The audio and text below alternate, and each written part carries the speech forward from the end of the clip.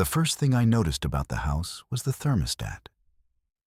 Not because it was unusual, it was a standard Honeywell, the rectangular kind with a little slider you push left or right. But because it was set to 67 degrees when we arrived, and I know with complete certainty that I had left it at 72. I know this because I always set thermostats to 72. It's not a ritual or a superstition. It's just what I do. My mother kept our house in Framingham at 72 year-round. And somewhere along the way, the number became the temperature at which a room feels like a room to me. Anything else, and I notice. 67, I noticed. Mara was bringing boxes in from the car. We'd driven up from Portland that morning, on 4 hours on I-5, and then the county road that winds east through Christmas Tree Farms and ends in a long gravel stretch that the rental listing described as a private lane. The house belonged to her aunt, technically. Her aunt's estate. The aunt had died in March, not in the house, in a facility in Eugene. And Mara had been asked to spend a few weeks getting the property ready for sale. Cleaning out personal effects, coordinating with a realtor, taking photographs. That sort of thing. It wasn't supposed to be complicated. 2 weeks, maybe 3. I'd taken the time off because my position at the district's facilities office had been eliminated in a budget restructuring, and I had nowhere particular to be. The severance was enough for 3 months, if I was careful. So when Mara said she could use help going through her aunt's belongings, I said yes, without hesitation. I liked her. We'd been together almost 8 months. I liked the idea of doing something practical together, something with a definable beginning and end. The house was a 1979 ranch style, single story, maybe 1,400 square feet. Cedar siding that had gone silver. A covered porch with a concrete slab that had cracked and heaved on one side, where a Douglas fir root had gotten under it years ago. The roof was composition shingle, newer than the house, maybe a 2015 replacement based on the wear. Inside it was clean, but preserved in a way that made you feel like you'd stepped into a particular year and stayed there. Wood-paneled walls in the living room, avocado green tile in the kitchen, onto a hallway with 3 doors, 2 bedrooms and a bathroom. And at the end of the hallway, a 4th door that opened onto a utility room with a water heater and electrical panel. I set the thermostat to 72 and went to help with the boxes. Over the next couple of hours, we unpacked what we'd brought. Clothes, groceries, cleaning supplies, a Bluetooth speaker, the air mattress we'd share in the larger bedroom since the aunt's old mattress was stained and Mara didn't want to sleep on it. The house had water and electricity. The estate attorney had kept the utilities active through the transition. There was even internet, a DSL connection running through an old Action Tech modem on a shelf in the utility room, though the speed was barely functional. Enough to check email, not enough to stream anything. By evening, we'd eaten pasta from a pot I found in the kitchen cabinet and were sitting on the living room carpet because the couch smelled like dust and something older, something sweet and dry that might have been medication or might have been perfume. Mara was going through a filing cabinet her aunt had kept in the smaller bedroom. Folders of tax returns, insurance documents, pen and paper records of property tax payments going back to 1986.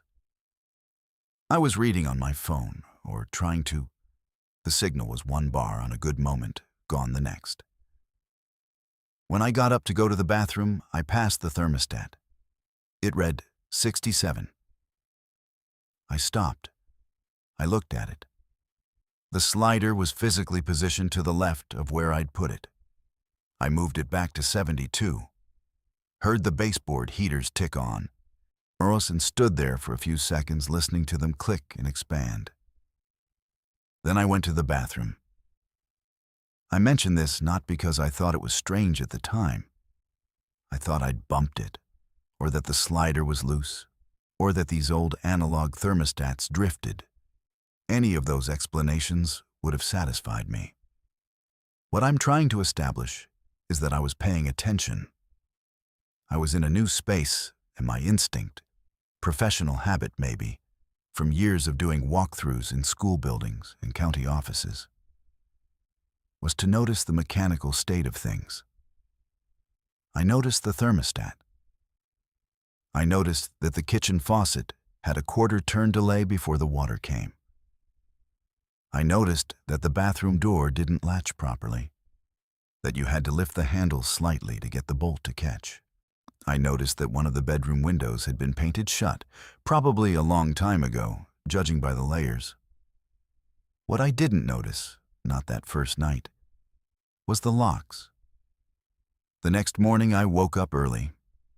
Mara was still asleep on the air mattress. I got dressed and went to the kitchen to make coffee. The house was cold again. I checked the thermostat. 67. I moved it to 72. I told myself the mechanism was faulty and made a mental note to look at it later. I made coffee using a drip machine I'd found under the sink, a Mr. Coffee with a cracked carafe that still worked. While the coffee brewed, I walked the house slowly, the way I would have walked a building before writing up a maintenance report. I was looking at window seals, at outlet covers, at the caulk around the tub. I was building an informal list of what the realtor would flag, what could be fixed cheaply and what couldn't. That's when I looked at the bedroom door. Our bedroom, the larger one. I was standing in the hallway, coffee in my hand, and I looked at the door and I saw the lock. It was a simple privacy lock.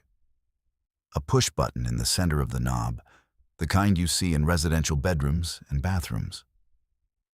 You push the button on one side, the knob locks, and the other side has a small hole where you can insert a pin to release it from outside. Standard, except that on this door, the push button was on the hallway side. I looked at it for several seconds. I set my coffee on the hallway floor. I turned the knob from the hallway side and confirmed. The push button was in the center of the exterior knob, where the interior knob, the one you'd use from inside the bedroom, had the pinhole, which meant you could lock the bedroom from the hallway, and someone inside the bedroom would need a pin or a straightened paperclip to unlock it. I checked the other bedroom door. Same configuration, lock on the outside. I checked the bathroom door, the one that didn't latch well. Same, push button on the hallway side. I checked the utility room door at the end of the hall. Same. All 4 doors along the hallway locked from the outside. I stood there in the hall and ran through explanations. The knobs had been installed backward. That was the obvious answer. Someone who didn't know what they were doing had put the knobs on the wrong way. It happens. I've seen it in school buildings where a custodian replaces hardware without paying attention to orientation. You end up with a classroom that locks from the inside, which is a code violation, or a bathroom that locks from the hallway, which is a nuisance. Mistakes. Simple ones. But all 4 doors the same way. That would mean someone had made the same mistake 4 separate times, or, more plausibly, that someone had installed them this way, deliberately. There were reasons you might do that. If you had a family member with dementia, for example, someone who wandered at night, you might want to be able to secure a bedroom from outside while they slept. It wouldn't pass code inspection, it wasn't best practice, but people in rural homes did what they needed. Mara's aunt had been elderly. Maybe she'd had someone living with her who needed that kind of management. Or maybe she'd done it to the rooms herself before going to the facility, for reasons I couldn't guess. I mentioned it to Mara over coffee. I said it casually. "Did you know all the interior doors lock from the hallway side?" She looked at me and blinked and said, "What do you mean?" I showed her. We walked the hallway together, and I pointed out each knob. She turned them, tested the buttons, crouched down and looked at them closely. "That's weird," she said. "Probably just installed wrong," I said. "All of them?" "Somebody might have done it for your aunt, if she needed the rooms secured at night." "She lived alone," Mara said. "She lived alone here for like 20 years after Gene died." Gene was the aunt's husband.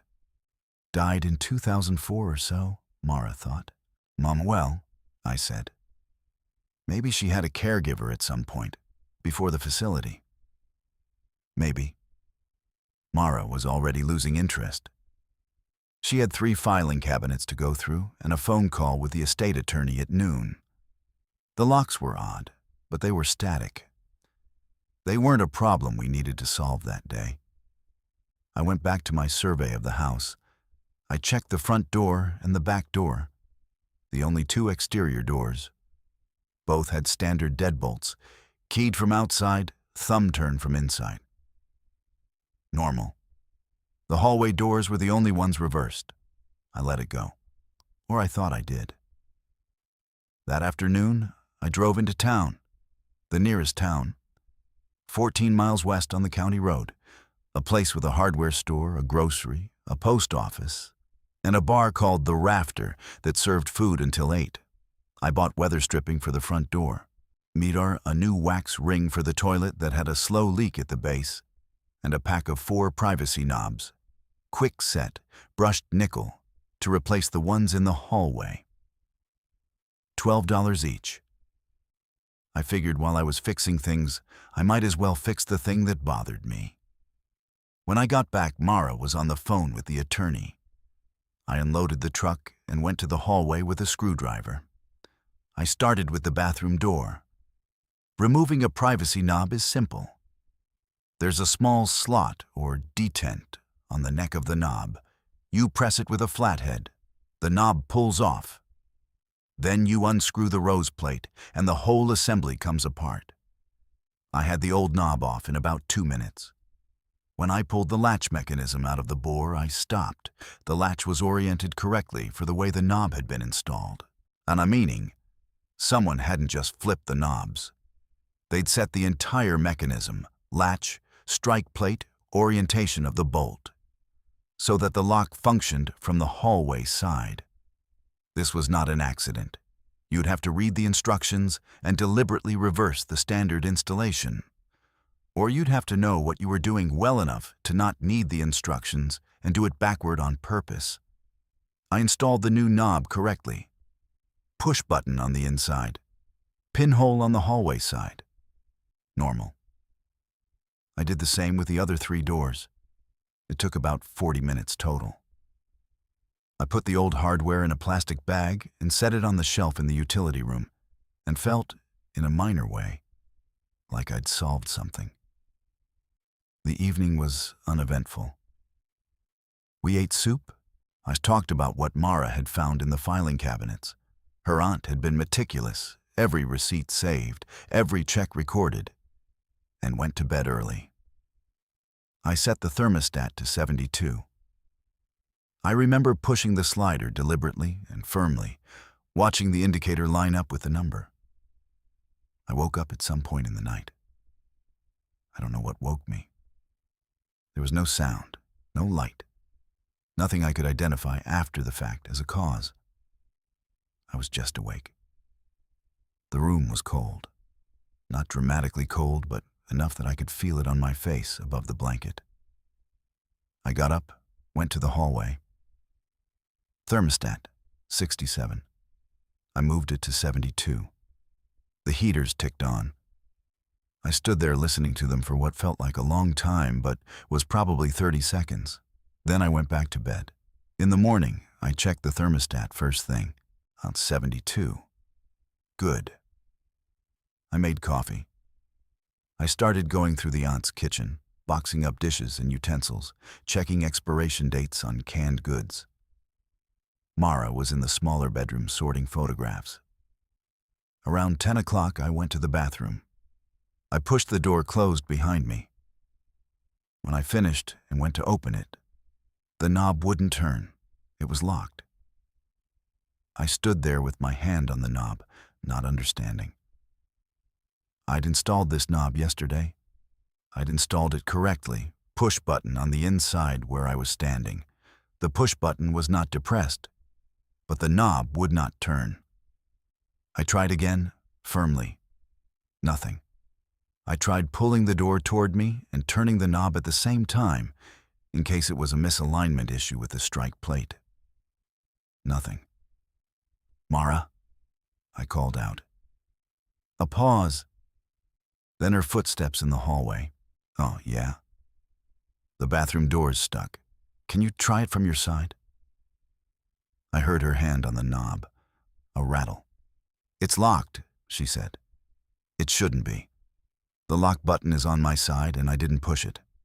"Well, it's locked. There's a pinhole in the knob on your side. Get a paperclip or a nail, something thin and straight. Push it straight into the hole." I heard her walk away, come back. A scratching sound as she inserted something. A click. The knob turned. I opened the door. Mara was standing there holding a straightened paperclip, looking at me with mild amusement. "Old houses," she said. "I just installed that knob yesterday. Maybe it's defective." I took the knob apart right then. I examined the locking mechanism, the push-button assembly, the spring that holds the button in the unlocked position. Everything looked correct. The spring was intact. The button moved freely. I reassembled it, tested it from both sides, locked it and unlocked it a dozen times. It worked perfectly. "See?" Mara said. "It just stuck once. It's fine." I didn't argue, but I didn't think it had stuck. Sticking implies friction, resistance, a mechanical hang-up that you can feel. What I'd felt was a locked door, cleanly locked, as if someone had pressed the button from the inside, except I was on the inside and I hadn't pressed it. The next 2 days were normal. I'm saying that clearly because I want to be precise about the timeline. Wednesday and Thursday were normal days. We worked through the house systematically. Mara sorted and boxed personal items. I did minor repairs, caulked the tub surround, replaced the wax ring. I tightened the kitchen faucet handle, patched a small section of drywall in the hallway where something had been mounted and removed. The thermostat stayed where I put it. The doors behaved. The house was a house. On Thursday evening, we drove into town for dinner at the Rafter. I had a burger and a beer. Mara had a club sandwich. The bartender, a woman in her 50s named Dina, asked if we were the ones staying at the Vogler place. That was the aunt's name. Vogler. Ruth Vogler? Mara said yes. We were cleaning it out to sell. Dina nodded and said, "Ruth was in here every Thursday for years. Pot roast night. She'd sit right there." She pointed to a booth by the window. Stopped coming in maybe a year and a half before she went to the home. Got to where she couldn't drive, I think. "Did she ever have anyone living with her?" I asked. "A caregiver, a companion?" Dina thought about it. "Not that I know of. She was on her own after Jean, kept to herself mostly, nice woman, quiet. Nobody who might have done work on the house? Handyman, somebody like that?" "Well, there's Del Ferris. He does odd jobs for half the county. You could ask him. He's usually at the hardware store in the mornings." I filed the name. We finished dinner and drove back to the house in the dark. The gravel lane was hard to see at night. No streetlights, obviously. The house appeared in the headlights looking smaller than it did in daylight, and flatter, like a photograph of itself.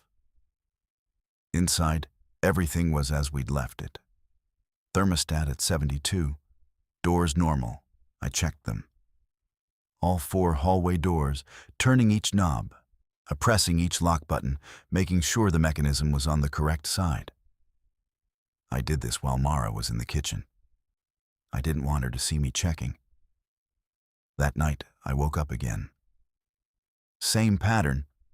No noise, no identifiable cause, just a sudden, full alertness. The room was cold. Not 67-degree cold. Colder. I could see my breath in the faint light from the window.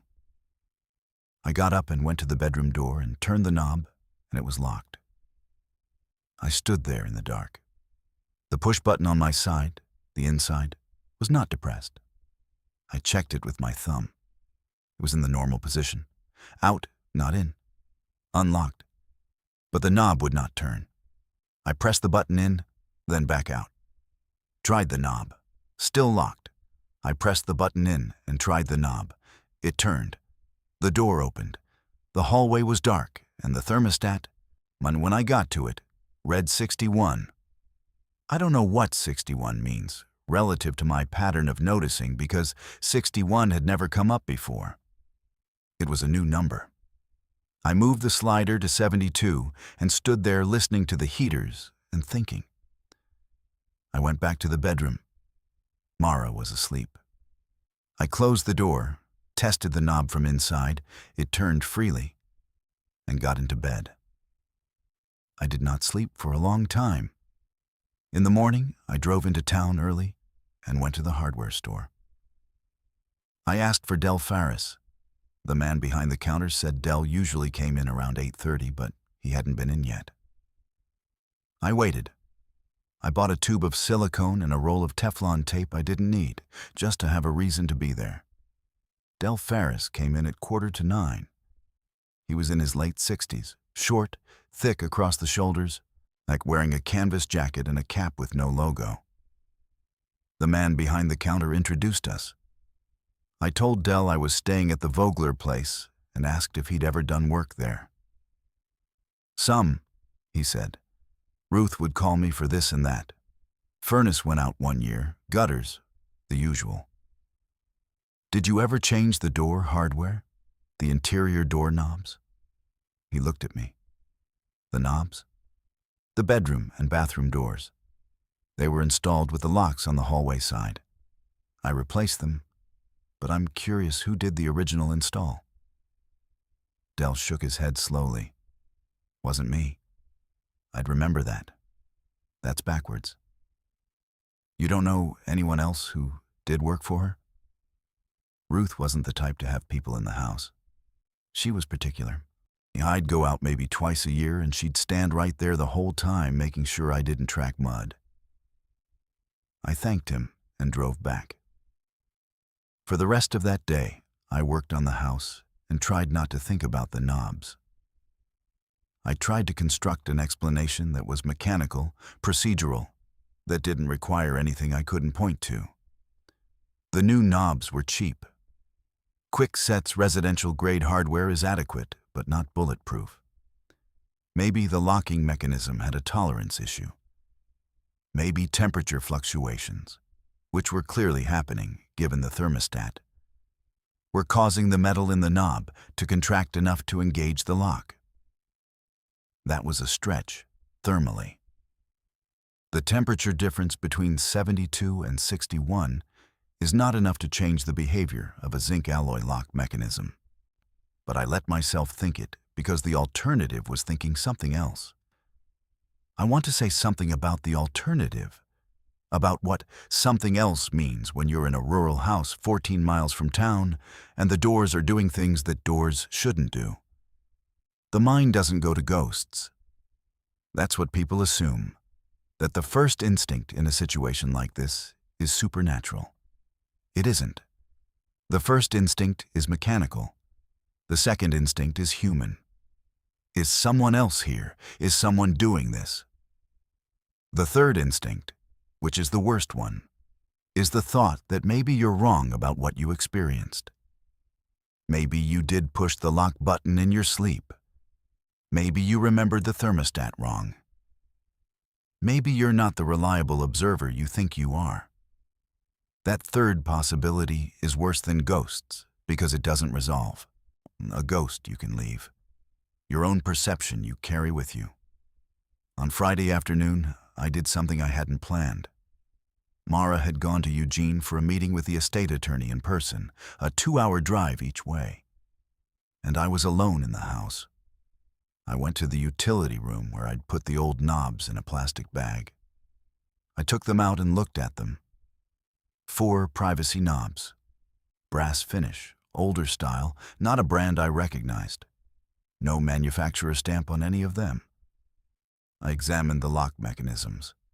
They were heavier than the quick-set replacements. Better made, actually. And each one had been installed with a lock button oriented to face the hallway. All 4 consistent.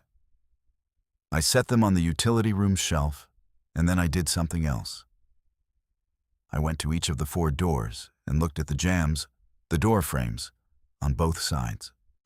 I was looking for evidence of reboring, of the holes being modified or enlarged, any sign that the original hardware had been changed at some point from a standard configuration to the reversed one.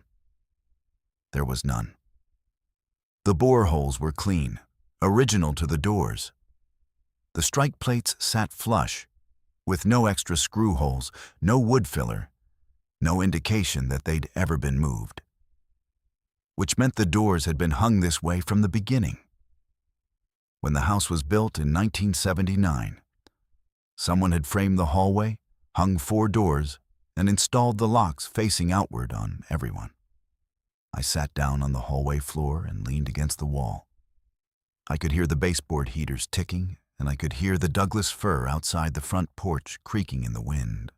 The house was perfectly still and perfectly ordinary, and I could not explain why its doors had been designed to lock people inside rooms. When I was 11 years old, I locked myself in the bathroom of my grandmother's house in Framingham during a family Thanksgiving. I didn't do it on purpose. The knob lock was stiff, and I turned it the wrong way, and it jammed.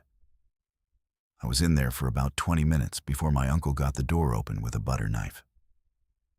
I remember the feeling of those 20 minutes very precisely. It wasn't claustrophobia. The bathroom had a window. It was the disconnection. Everyone was on the other side of the door, in the noise and the warmth. And I was in a small, tiled room with a dripping faucet. When the difference between those 2 states, connected and disconnected, came down to a 1/2-inch bolt in a door frame. That always stayed with me. How thin the barrier is. How little mechanism it takes to change which side of things you're on. Mara came back from Eugene around 7. She was tired. The attorney had questions about the aunt's accounts, about personal property that might not be covered under the estate filing. Mara sat on the kitchen counter and drank wine from a coffee mug and talked about it. I listened and made dinner and did not mention the doors. I don't know why I didn't mention the doors. Or rather, I do know. I didn't mention them because what I had to say wasn't a fact. It was a feeling. The doors lock from the outside, I could say. And Mara would say, "You replaced those knobs." And I'd say, "Yes." But the new ones locked too by themselves in the night. And she'd look at me the way you look at someone who's starting to sound like something you don't want them to be. We went to bed. I set the thermostat to 72. I tested the bedroom door knob 3 times before closing it. I left the door slightly ajar, about 2 inches, so it wouldn't latch at all. I woke up in the dark. The door was closed. I got out of bed and went to it and turned the knob, and it opened. It was not locked, but it was closed. I had left it open, and now it was closed. And I stood there in the hallway, and the thermostat read 63, and I thought, the window. A draft from the window in the living room, or a pressure differential when the heater cycled off, something that pulled the door shut on its own. Houses do that. Doors drift. It's not unusual. I set the thermostat to 72. I went back to the bedroom. I left the door open, wider this time. I took a shoe, my left boot, and placed it in the doorway as a doorstop. I got into bed. I woke up with Mara's alarm. 6:30. Gray light through the window. I looked at the door. It was open. The boot was where I'd placed it. Everything was normal. I checked the thermostat on the way to the kitchen. 72. Exactly where I'd set it. I felt something loosen in my chest, and I realized I'd been carrying tension there for days, a tightness I'd been translating as alertness, but which was, more accurately, dread. Saturday and Sunday were fine. Completely fine.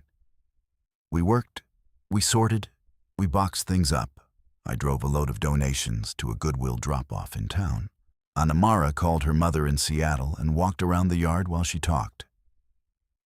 I fixed the front porch railing, which was loose at one post.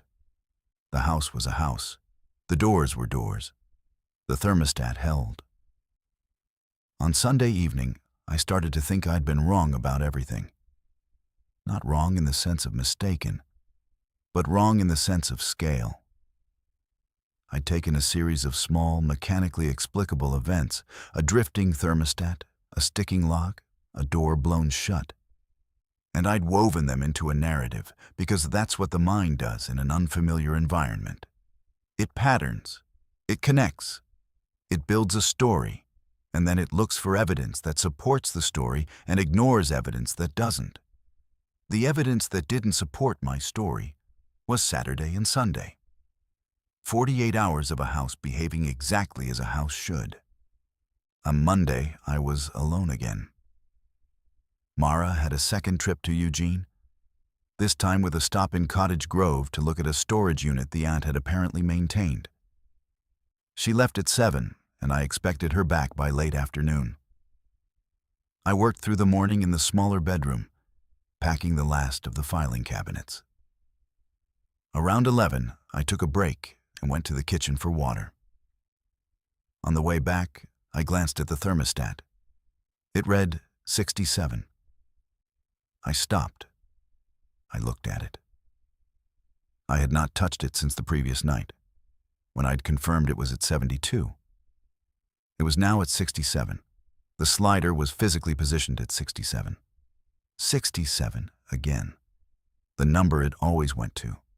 Not 65, not 68. 67. I moved it to 72 and walked every room in the house. Every window was closed. Every exterior door was shut and locked. The heater was functioning. I could hear the baseboard units ticking as they warmed up. I checked the thermostat unit itself, pulling the cover off to look at the wiring and the bimetallic coil that controls the switch. Everything looked intact. No short, no corrosion, no ant colony in the mechanism, which is something I've actually seen in older thermostats in the Pacific Northwest. I put the cover back on.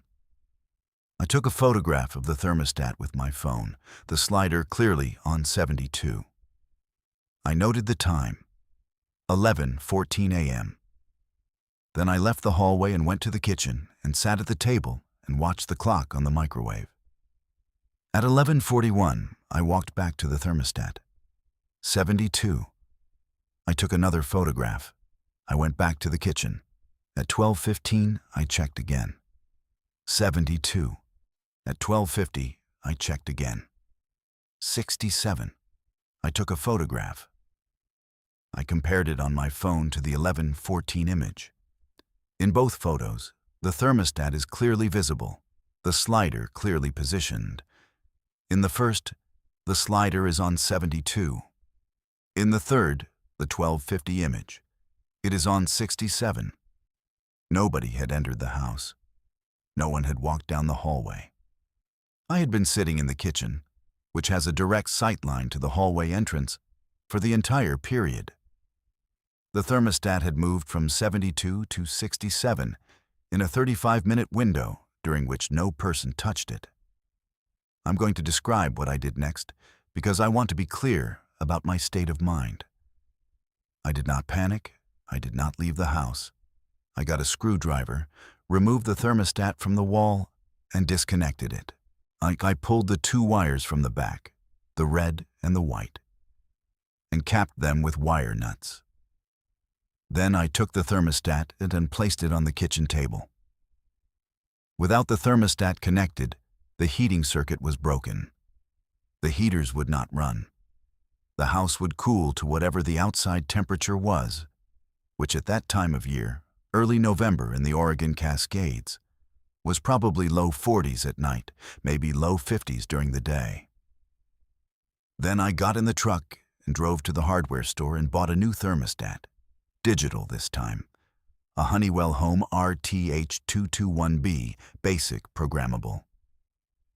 I drove back, wired it in, set it to 72 and watched it. The display read 72 for the set point and 68 for the current room temperature. The heaters kicked on. I stood there and watched the current temperature climb, 69, 70, 71, 72. The heaters shut off. I took the old thermostat and put it in the truck. I didn't want it in the house. I felt better. I felt like I'd solved the problem through the only reliable method available, which was replacement. You can't diagnose an intermittent fault in a 50-year-old bimetallic thermostat. You can spend hours trying, or you can spend $19 and make it irrelevant. Mara got back around 4. I told her I'd replace the thermostat. I said the old one was drifting and it was easier to swap it. She said okay. She had a box of photographs from the storage unit in Cottage Grove, decades of family pictures, her aunt and uncle at various ages, people she didn't recognize. We spent the evening going through them at the kitchen table. There was one photograph that I kept coming back to. It showed the house, this house unmistakably, the same cedar siding, the same porch, the same Douglas fir, much smaller. And standing in front of it were two people, a man and a woman, both young, maybe early 30s. The man was tall and angular, wearing a flannel shirt and work pants. The woman was shorter, dark-haired, standing slightly apart from him, not touching him. There was space between them, maybe 2 feet. That in a photograph of a couple in front of their home felt deliberate. On the back of the photograph, in pencil, someone had written G&R 1980. Jean and Ruth, a year after the house was built. I looked at the photograph for a long time. I looked at the space between them, and I looked at the house behind them. I thought about the doors. What was Jean like? I asked. Mara thought about it. I barely knew him. He died when I was 12. My mom didn't talk about him much. He was quiet, I think. Kept to himself. Built things. Built things? He was handy. Built this house, actually, or most of it. Him and a couple of guys from town. My mom always said Ruth got the house in the deal, but Jean got everything else. What does that mean? Got everything else? Mara shrugged. I think it just means he was controlling. My mom didn't like him. She told me once, when I was older, that Ruth stayed with him longer than she should have. That's all she'd say. I put the photograph down and didn't pick it up again. But I didn't stop thinking about it. I was thinking about a man who built a house in 1979, who framed the hallway himself, who hung 4 doors and installed every lock facing outward, so that every room along that hallway could be sealed from outside. I was thinking about the space between 2 people in a photograph. I want to be very careful here. I don't know anything about Jean and Ruth Vogler's marriage. I have a photograph with ambiguous body language and a second-hand comment from Mara's mother. I have 4 door locks installed in a configuration that would allow someone in the hallway to secure the occupant of any room. I have no proof connecting these facts. I have an inference, and the inference is dark, and I was aware, sitting at that kitchen table, that the inference might say more about me than about Jean Vogler. But I also have a thermostat that moved on its own. And that night, I set the new digital thermostat to 72. I took a photograph of the display. Set 72/current 72. I closed the bedroom door. It was fitted with the new quick-set knob, lock button on the inside. And I got into bed next to Mara, and I lay there in the dark. Here is what I need to describe carefully. I woke up. I don't know what time it was. The room was not cold. The room was warm, actually, 72 degrees or close to it. The heaters were running. I could hear them ticking. I was lying on my back, and Mara was asleep beside me. And the room was dark and warm, and I was awake. And I had the feeling, not a thought, a feeling, something physical, something in the skin of my arms and the back of my neck, that I should not try the door. I lay there. I didn't move. When I listened to the heaters and to Mara breathing and to the fir tree outside the window, its branches moving in the wind. And the feeling persisted, not as fear, but as knowledge, the way you know not to step on a discolored patch of ice, the way you know before you test it that the surface will not hold. I didn't try the door. I lay there, and eventually I fell back asleep. In the morning, the door opened normally. The thermostat read 72. Everything was fine. But I carried that feeling with me through the day, like a low-grade fever. Present, measurable only to me, impossible to describe without sounding like I was describing something that wasn't there. I started paying attention to the house differently after that. Not to its mechanical systems, but to its spatial logic. I walked the hallway and I counted steps, or from the living room entrance to the first door, bathroom, was 8 feet. From the bathroom to the larger bedroom was 6 feet. From the larger bedroom to the smaller bedroom, across the hall, was 4 feet. From the smaller bedroom to the utility room at the end of the hall was 5 feet. The hallway was 23 feet long and 3 feet wide, and it had no windows. It was an interior corridor. Standing at one end, you could see all 4 doors. Standing at any door, you could reach the next one in 2 or 3 steps. I thought about someone standing in that hallway at night, standing there in the dark, with 4 closed doors, each one locked from where they stood. I thought about what that hallway was, architecturally. Not a connector between rooms, a control point. On Tuesday, I went to the county records office in the town, and it was in the back of the post office, a single room with filing cabinets and a desk staffed by a woman named Carol. I asked to see the building permit for the Vogler property. Carol found it in about 10 minutes. Permit 79-0341, issued June 1979, to Eugene Vogler for new residential construction. The plans were there, hand-drawn on drafting paper, initialed by Gene in the lower right corner. I recognized the house immediately. The layout was exactly as it stood now. Living room, kitchen, hallway, 4 rooms off the hallway. 1 bathroom, 2 bedrooms, 1 utility room. There was one difference. On the plans as submitted, the hallway had a window at the far end, above where the utility room door was.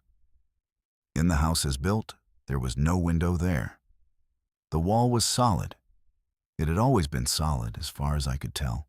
No patching, no infill, no sign that a window had been framed and then closed up. Gene had drawn a window on the plans and then not built it. The hallway was darker for it, enclosed, windowless. I asked Carol if there was an inspection record. She found one, a certificate of occupancy issued November 1979. No notes, no corrections. The inspector had signed off on the house as built. In 1979, in rural Oregon, a residential inspection was not rigorous. The inspector might have spent 30 minutes on the property. He would have checked the foundation, the framing, the electrical panel, the plumbing connections.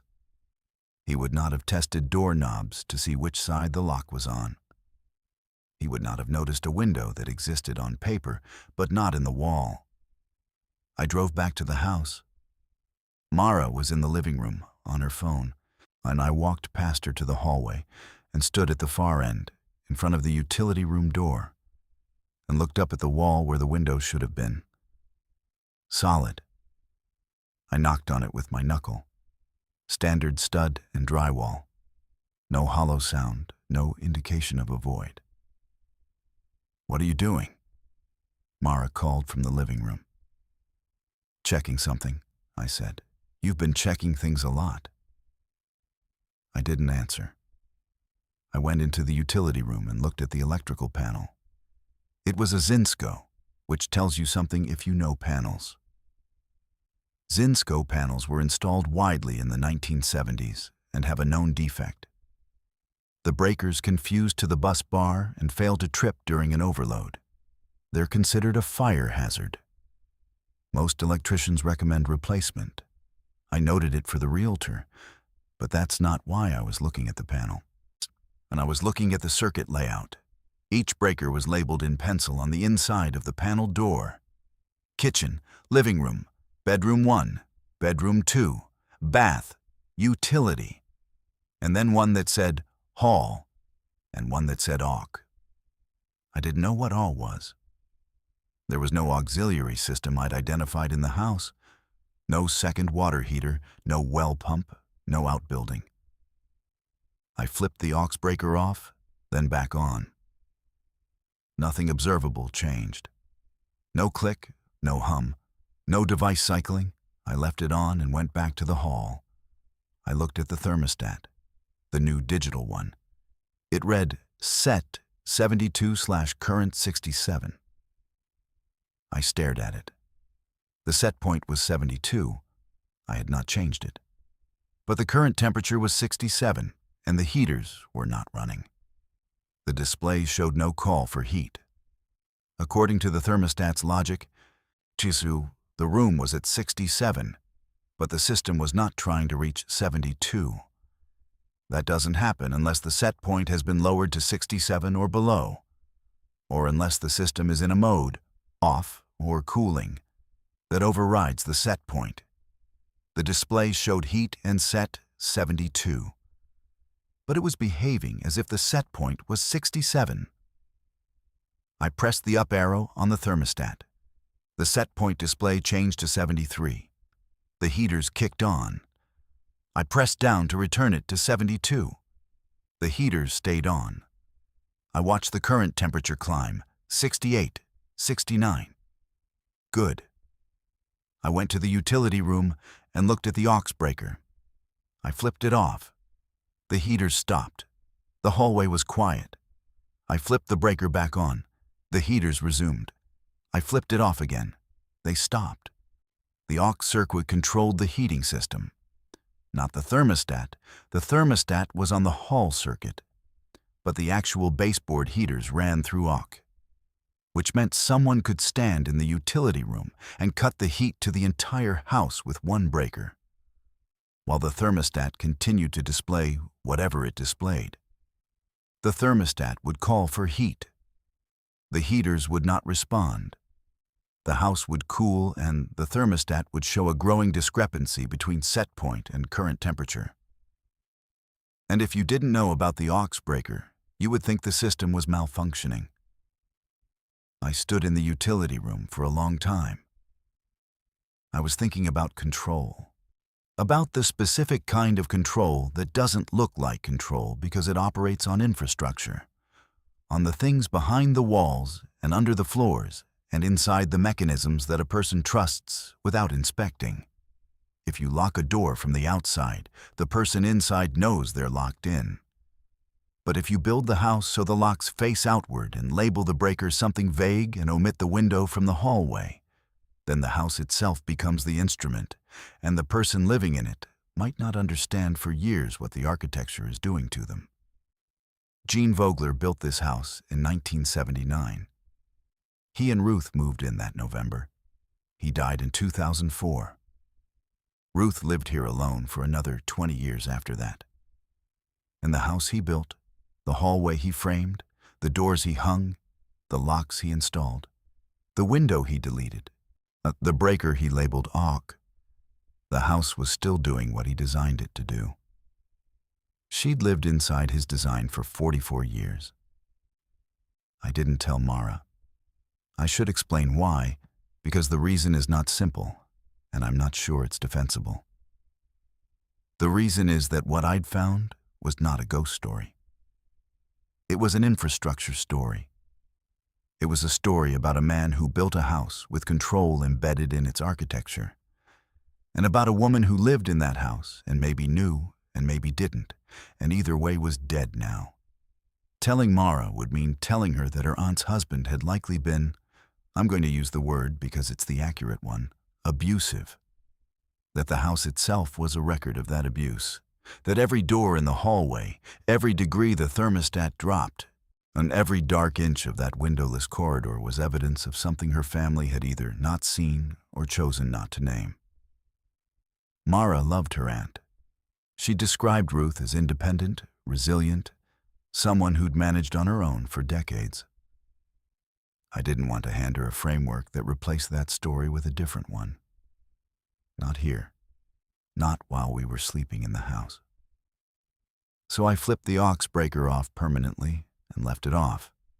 I confirmed the heaters were on their own circuit through the hall breaker as well. They were, it turned out, dual-circuited, which is unusual, and which I think Jean did specifically, so the aux breaker would function as a concealed override.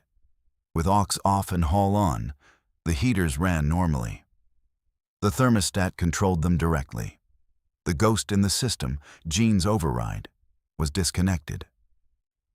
I fixed it. That's what I told myself.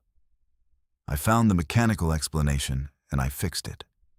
Wednesday night, late, I woke up. The room was warm. The heaters were running. The digital thermostat, when I checked it, read set 72/current 71. Normal.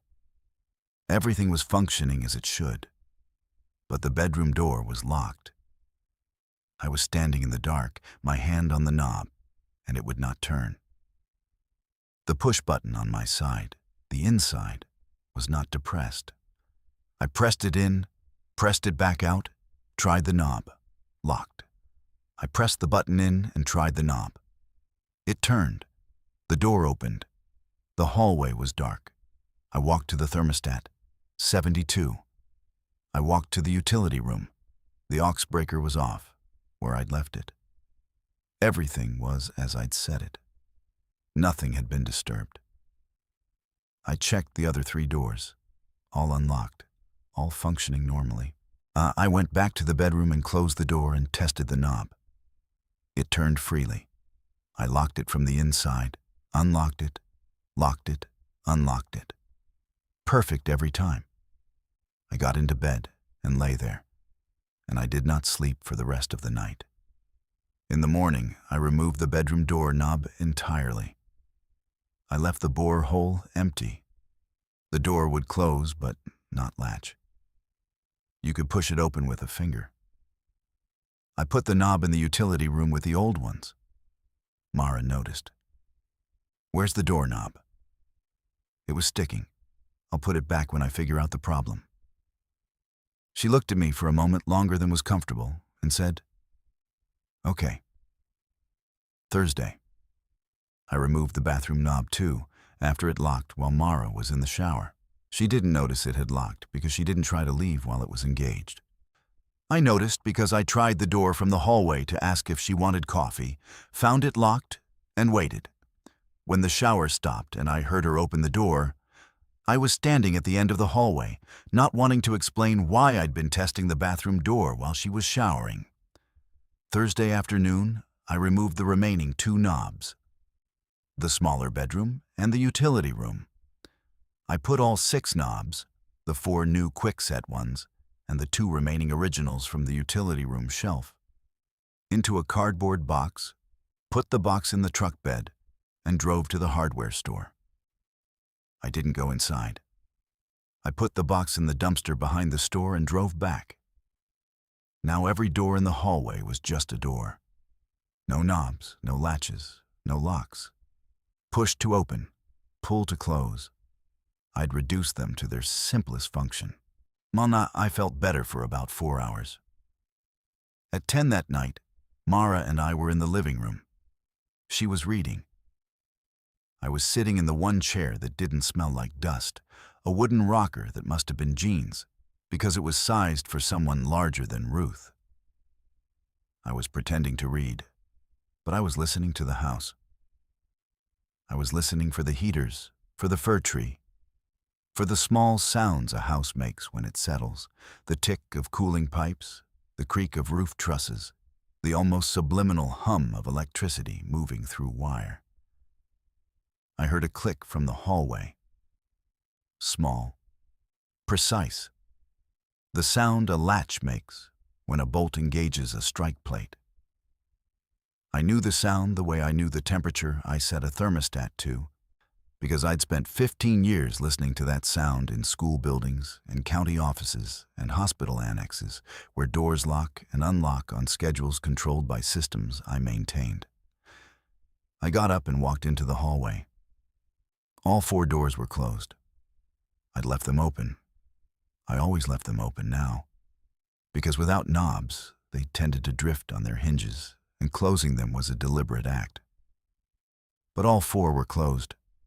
Not latched. There was nothing to latch, no bolt, no knob mechanism, but closed flush against their frames, as if someone had walked down the hallway and carefully, quietly, pulled each one shut. I pushed the bathroom door. It swung open easily. Empty. I pushed the larger bedroom door. Open. Empty. The smaller bedroom. The utility room. All empty. All normal. Nothing had changed inside any of the rooms. I stood in the hallway and looked at the 4 open doors and tried to feel what I was feeling and name it accurately. It wasn't fear exactly. It was the sensation of being in a conversation with something that was not speaking in language. The house was doing things. Small things, mechanical things, things that I could explain individually. Thermostat drift, lock malfunction, air pressure changes. But that collectively formed a pattern I could not explain without accepting a premise I did not want to accept. The premise was that the house was not malfunctioning. The house was functioning. It was doing what it had been built to do. Jean Vogler had constructed a machine for control, and the machine was still running. And it did not require Jean Vogler to operate it, because it had never required Jean Vogler to operate it. The house was the operator. The hallway was the operator. The locks and the thermostat and the missing window and the breaker labeled AUK were components of a system designed to make the person inside feel that the walls were deciding things, that the temperature was deciding things, that the doors were deciding things. And the system worked not because it was supernatural, but because it was architectural. Because control, when it's built into the structure of a space, doesn't need a person to enforce it. It enforces itself. It becomes the environment. It becomes the air temperature and the light level and the sound of a latch that shouldn't exist, engaging in a hallway where the knobs have been removed. I am an engineer. I have a degree in facilities management from Oregon State. I have spent my career maintaining buildings, and I know that buildings do not have intent. A hallway is a hallway. A thermostat is a thermostat. A door is a door. But I also know that the person who designs a building puts their intent into it, and that intent persists in the architecture long after the person is gone. Every building I've ever maintained was a record of someone's decisions. Where to put the windows, how to orient the rooms, which spaces to make large and which to make small, which to flood with light and which to leave dark. Those decisions shape the experience of everyone who uses the building afterward. That's not supernatural. That's just design. Jean Vogler designed a house that controlled his wife, and the house is still controlling whoever is inside it. Not because Jean's ghost is walking the hallway. Because the hallway was built to be walked by someone who locks doors from the outside. The hallway expects that person. The hallway was made for that person. And when that person isn't there, the hallway does the job itself. Because that's what well-designed systems do. They run without supervision. I know how that sounds. Friday morning, I told Mara I thought we should stay at a motel in town for the remaining days. She had maybe a week of work left on the house. We could drive out each morning, work during the day, and drive back to town at night. I didn't explain why. I said the house was cold and the heating system was unreliable, and I'd be more comfortable in town. Mara looked at me. She said, "What's actually wrong?" And I thought about telling her. And I thought about the doors and the thermostat and the photograph and the hallway and the aux breaker and the building permit with the missing window and the click I'd heard the night before. I thought about laying it all out, fact by fact, the way I'd lay out a maintenance report. Here is the deficiency. Here is the cause. Here is the recommended action. But what I'd be telling her was, your aunt lived inside a trap for 44 years. The house your family is selling is not a house. It's an instrument. And I can't explain all of what it's doing, because some of what it's doing exceeds what an instrument should be able to do. And I don't have a framework for that. What I said was, I think the house has some issues I can't fix, and I'd rather not sleep here while I'm figuring them out. She agreed, not because she believed me. I could tell she didn't fully or didn't understand what I was not saying. But because she loved me enough to let me be strange for a few days, without demanding an explanation. We packed overnight bags and drove to a motel in town, a 12-room place called the Timber Lodge that charged $65 a night and had a thermostat I checked the moment we walked in. It was set to 68. I moved it to 72. We went back to the house each day and worked. In daylight, the house was inert. It was a house. I walked the hallway and nothing happened. The doors stayed where I left them. The thermostat held. The heaters ran. I felt the specific embarrassment of someone who has overreacted to something that now appears to be nothing. Mara didn't mention my behavior, and I didn't explain it. And we worked in a careful, kind silence that I recognized as the silence of a relationship absorbing a stress it hasn't yet decided what to do with.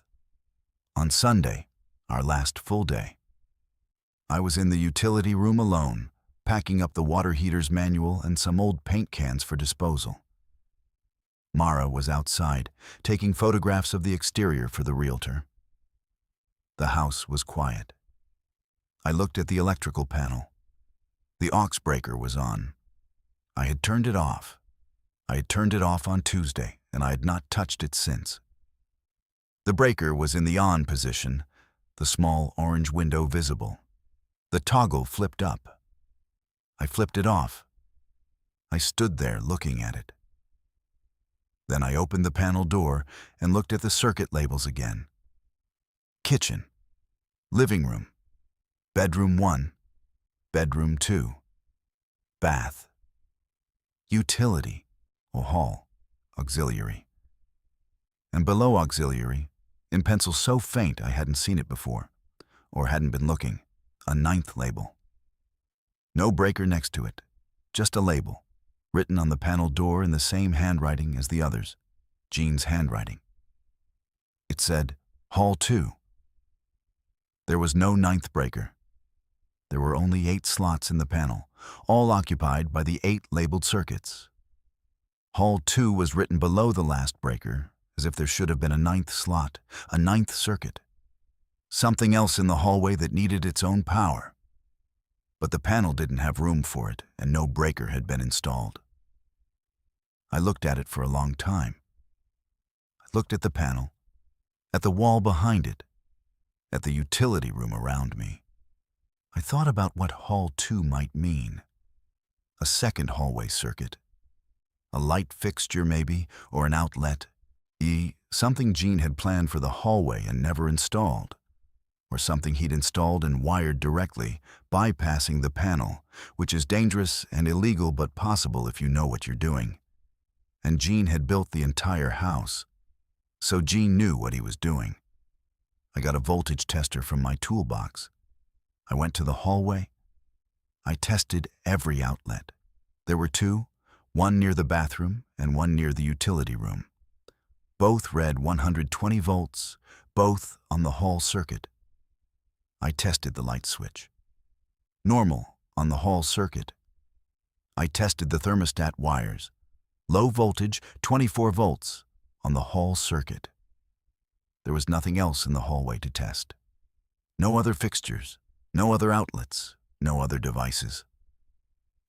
Whatever Hall 2 was meant to power, it wasn't there. Or it wasn't visible. I looked at the walls. Wood paneling, original to the house. I looked at the floor. Carpet, indoor-outdoor, glued to the concrete slab. I looked at the ceiling. Drywall, textured, painted white. The hallway was 3 feet wide and 23 feet long, and it had no windows and 4 doors and a thermostat and 2 outlets and 1 light switch and nothing else. I pressed my hand against the wall at the far end, the wall where the windows should have been, according to the building plans. The wall where Gene had drawn a window and then not built it. Solid drywall over studs. I knocked. Hollow. Standard stud bay, probably 16 inches on center, insulation between. I knocked again, moving my hand along the wall. Hollow, hollow, hollow. Then, about 18 inches from the corner, a slightly different sound. Not solid, not hollow. Something between. A density, a thickness. And as if there was something in the wall cavity that wasn't insulation. I didn't open the wall. I want to be clear about that. I did not cut the drywall. I did not pull the paneling. I did not look inside the wall. Because at that moment, Mara came in through the front door and said the realtor wanted to schedule a walkthrough for Tuesday, and could we be done by then? And I said yes. And I put the voltage tester back in my toolbox and closed the panel door and left the utility room. We finished packing on Monday. We cleaned the house, swept every room, wiped down the counters, left the key on the kitchen table for the realtor. I did a final walk through. The hallway was clean and empty, and all 4 doors were open, and the thermostat read 72, and the house was silent. I stood at the end of the hallway, on in front of the wall with no window, and I put my hand on it one more time. I felt nothing. Drywall, paint, the house was a house. We drove back to Portland that afternoon. Mara talked about the estate, about timelines, about what her share of the sale might be. I listened and drove and watched the county road turn into the state highway, turn into the interstate. The valley opened up. The sky was wide. The truck's thermostat read 67 outside, and I almost said something and then didn't, because it was the outside temperature, and 67 in November in the Willamette Valley is not unusual, and I needed to stop. But I'll tell you what I can't stop. I can't stop thinking about Ruth. About the 44 years she spent in that house after Gene built it, and the 20 years she spent there after Gene died. I can't stop thinking about whether she knew about the locks, whether she understood what the hallway was, whether she ever stood at the end of that corridor and looked at 4 doors and felt what I felt, not haunted, not frightened, but managed, administered, handled by the architecture itself. And I can't stop thinking about the thermostat, about 67, about why that number. Gene died in 2004, and the thermostat kept going to 67, and Ruth lived there until she went to the facility, and I wonder, this is the thing I can't get out of my head, I wonder if she thought the thermostat was just old, if she thought it was drifting, asked if she adjusted it to 70 or 72 every morning and every night, it went back to 67, and she put on a sweater and didn't think about it because she'd spent so many years inside that house that she'd stopped recognizing the house's behavior as behavior. She'd normalized it, the way you normalize anything that's constant, the way you stop hearing a sound that never stops. 67. I've looked it up. There's no mechanical reason for a thermostat to default to 67. It's not a calibration point. It's not a reset value. It's just a number. Jean's number, maybe. The temperature Jean wanted. The temperature that was comfortable for Jean and that he set, and that the house remembered and kept setting long after Jean was gone, and long after Ruth learned to live with being cold. That's what I can't stop thinking about. Not the locks, not the breaker, not the sound of a latch engaging in an empty hallway. What I can't stop thinking about is how long you can live inside someone else's design before you stop knowing it's a design. How many years of 67 before 67 feels like the temperature? How many locked doors before locked is just what doors do? Mara and I are back in Portland. The house sold 3 weeks after we left. The buyers are a couple from Bend, relocating for work. Mara mentioned it over dinner. She said the realtor reported the walkthrough went fine, no major issues. The buyers liked the bones of the place. I asked if they'd mentioned the hallway. "What about the hallway?" Mara said. "Nothing," I said. "I just wondered if they had any concerns about the layout." "No." They said it felt cozy. Cozy. A 23-foot windowless corridor with 4 doors and wiring for a circuit that doesn't appear on the panel. Cozy. I think about them sometimes. The new people. I think about them moving in, arranging furniture, setting the thermostat to whatever temperature feels like home to them. I think about the first night one of them gets up to use the bathroom and finds the hallway dark and the door just slightly resistant, just enough to make you push a little harder, not enough to make you think something is wrong. I think about the wall at the end of the hallway, about what's in it that isn't insulation, about Hall 2, the circuit with no breaker, the power line going somewhere I didn't trace because Mara came in and it was time to leave. And I was tired, and I wanted to stop looking at walls and start living in rooms, like a person who trusts the rooms he lives in. I took the old thermostat with me. It's in a drawer in our apartment in Portland. The analog one, the Honeywell with the slider. Sometimes, when Mara's not home, I take it out and look at it.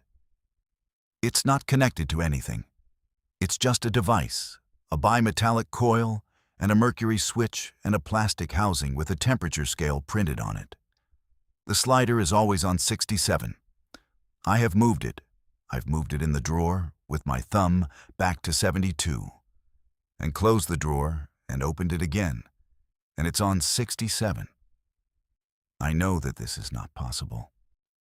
I know that a disconnected thermostat has no mechanism for self-adjustment. I know that mercury switches do not actuate without current. I know that I am probably moving the slider in my sleep, or that I'm remembering wrong, or that the slider is loose and the vibration of closing the drawer shifts it, or that I am losing the ability to distinguish between what I observe and what I expect to observe, which is a kind of damage that happens to people who spend too long inside systems they can't fully map. But I also know it's 67. And I know that Jean Vogler has been dead for 22 years, and Ruth Vogler has been dead for 7 months, and the house they lived in belongs to strangers now. And I was in it for 19 days, and I've been out of it for 5 weeks, and the thermostat in my drawer is set to 67, and I don't know who's setting it, and I don't know how to ask the question in a way that has an answer I can use. In our apartment in Portland, the thermostat is a Nest, 3rd generation. It learns your schedule. It adjusts automatically based on your patterns. It knows when you're home and when you're not. It tracks the temperature you choose, and over time it starts choosing for you. Last night I checked it before bed. It was set to 72. My number. The number I've always chosen. This morning, it was 67. The Nest has a usage log. I checked it. According to the log, the adjustment was made at 3:14 a.m. According to the log, the adjustment was made manually. Someone touched the dial. According to the log, no motion was detected in the apartment at 3:14 a.m. I haven't moved the slider back. I'm sitting in the kitchen, and the apartment is 67 degrees, and it's fine. It's comfortable. I don't know when 67 became comfortable. I don't know how long it's been comfortable. I don't know if it's always been comfortable, and I just didn't notice because I was so busy insisting on 72 that I never stopped to feel what the room actually felt like. 67. Jean's number. My number now, apparently. The house's number. The number the system settles on when you stop fighting it, when you stop adjusting, when you accept that the thermostat knows something about the temperature you actually live in, the temperature you've always lived in. The temperature of the space between two people standing in front of a house in a photograph from 1980, not touching, 2 feet apart. The distance you maintain when the person beside you built the walls you sleep inside, and the walls remember what they were built to do. I'm going to leave the thermostat alone. I'm going to see what it does. I'm going to see if 67 holds, or if it drops further, degree by degree, night by night, down to some number I haven't imagined yet. Some temperature Jean decided was right for the house, and the house decided was right for everyone afterward. Or maybe I'll adjust it back to 72. Maybe tonight. Maybe right now. But I haven't yet. I'm sitting here, and the apartment is 67, and I'm not cold. And I think that's the part that scares me. Not that the number changes, that I'm getting used to it, that I'm already comfortable inside someone else's design, and I can't tell anymore whether the comfort is mine or whether it was built into the room before I got here. Installed like a lock on the wrong side of a door in a hallway with no windows, where the lights are controlled by a circuit that doesn't appear on the panel, and the walls are thick enough to hold something that isn't insulation, and the whole structure hums at a frequency I can feel in the floorboards, but can't measure, can't record, can't prove to anyone, including myself. 67. I'm going to leave it.